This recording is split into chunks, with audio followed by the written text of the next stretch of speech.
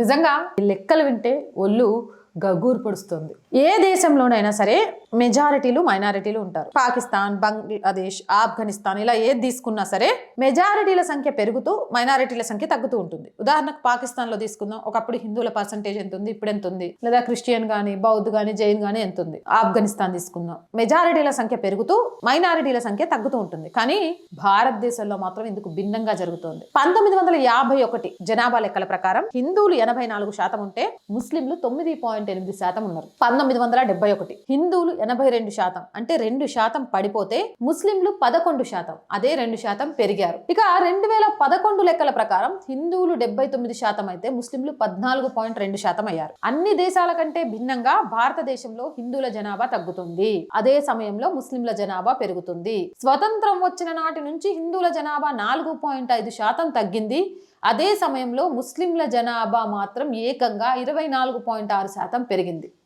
లెక్కలతో సహా వివరించారు హోంమంత్రి అమిత్ షా.